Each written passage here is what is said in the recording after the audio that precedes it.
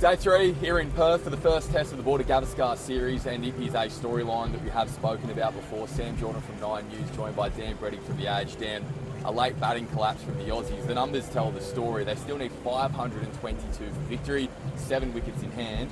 The previous highest successful run chase in the fourth innings that Australia has done is 405 by the Invincibles. What can they get out of this test? Well, I don't think they can win it, and they probably can't draw it because they've got to bat for 2 days on a wicket that's now going up and down, as we expected it eventually would in Perth, as it usually does with cracks. They've really got to just salvage something. Someone's got to make some runs. Someone's got to put a bit of a stake in the ground as far as handling India's attack, and Jaiswal in particular. They'd like to see something out of Steve Smith. They'd like to see something out of Travis Head, and it's really trying to, I guess, minimise the damage or the margin of defeat and pick themselves up for Adelaide. There's so much to talk about with Australia's batting, but it feels like we're doing a disservice to India if we don't start with two, in particular, incredible performances today. The return of the king, Virat Kohli. Wasn't he outstanding? Yeah, he was, and he was given, obviously the perfect platform to get into the series. Jaiswal and Rahul. I hope Rahul's contribution won't be forgotten. The opening partnership between the Indian openers was absolutely critical at a time the game was on the line still. But Kohli, given a start and getting to bat on, admittedly, probably a better pitch than some of the ones he's been playing on in India lately. He worked his way into the innings. He got through the second new ball.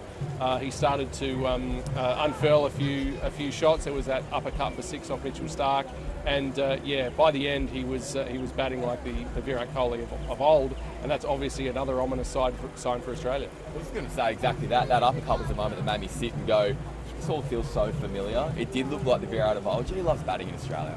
Yeah, he's unbelievable in terms of the runs he's scored here, the variety of innings that he's played, and I suppose the good memories that he carries with him when he comes here and travels around, and the fact that he'd already made 100 here in Perth at this very stadium, the fact that he likes the opportunity to play on pitches with pace and bounce and play off the back foot and play off the front foot, a little bit different to what he's had in India of late.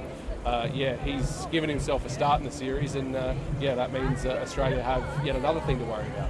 Well, that was the king of Indian batting today. We saw the Prince and exactly what he can do. Yashasvi Jaiswal was absolutely outstanding. His first century in Australia. It's been getting said a lot today. There was another player who had their first century in Australia here at Perth in Sachin Tendulkar. Are we putting too much pressure, and are we talking this young guy up too much? Oh, look, he's an amazing talent, and in this day and age, in a time of 2020 franchise cricket, he's got the shots, but he's also got the steel. He's got the patience, the willingness to get through tough periods and bat for long hours, and that is something that was really on display here in Perth. And I think, really, if there are a couple of turning points in this Test match, one, it's obviously Bumrah's bowling on the first evening, and then it's the partnership of Rahul and Jaiswal at the start of India's second innings. That was a moment where Australia could have got back into the game. They could have taken wickets quickly, and they stared down the Australian attack and pretty quickly made them look a little bit flat and a little bit even pedestrian at times. So this is a really major innings for Jaiswal, and there'll be many more to come. I'm glad you mentioned Rahul there as well. It's incredible to think that he could find himself out of the side, very likely in the next test as well, with the return of Rohit Sharma. Australia would love an option like that at the moment. Dan, where do we start with that top order collapse tonight? Well, it's that sort of thing that happens when you've been out in the field for a long time. The legs get heavy. You're not quite sure when India's going to declare. You're not quite sure when they're going to get you back in there with so much time left in the game. And then all of a sudden, Jasprit Bumrah is fresh. He's moving the ball both ways. A little bit of conjecture over whether Nathan McSweeney should have been asked to take the first ball. Obviously, some openers, you'll see them swap first innings to second innings. Other times, the senior player might take that. So that, I suppose, is something for Usman Khawaja to ponder.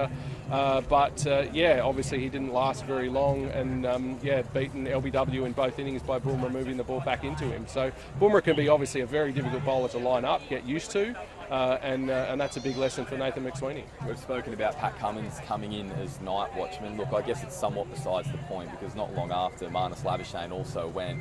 He's in a lean run of form at the moment, Dan. How does he get himself out of it? I think as far as the Australian batting lineup is concerned, he's the single biggest problem and question they have right now.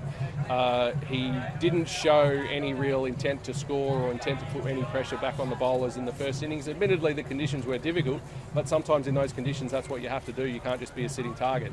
in this situation, he a little bit like Nathan McSweeney, he wasn't able to line up Gasper Cormora very well. LBW leaving one, it just looks ugly, doesn't it? So, that's a big question mark for Australia. And given that these aren't back-to-back test matches, the selectors are going to have more time to have to think about the composition of the top 6 for the next test. I wasn't going to put you on the spot, but that's where my last question was going as well. There is a bit of time, and look, there is still a test match to be played out here as well. It is, I guess, would be a rather miraculous result if Australia can get themselves out of it. But are the selectors tonight thinking about changes, or the possibility of them at least?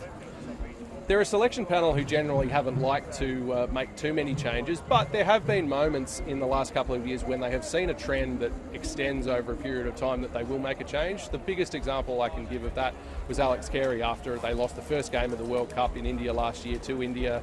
They thought that Carey wasn't giving them what they needed. They brought in Josh Inglis and made that change quite quickly. They didn't give Carey too many games of opportunity in that World Cup. So there's one precedent for making a change after one game in a series. Of course, the difference here is that Inglis was a pretty good option as a wicketkeeper to come in a white ball team. Not so many top 3 top-class batsmen going around Australia right now, which means that Marnus Labuschagne will be given probably another opportunity. So plenty of selectors to think about, and that's an incredible thing to say when you consider that there is still a test match to be finished. Day 4 here of the Perth Test. We'll see you again tomorrow.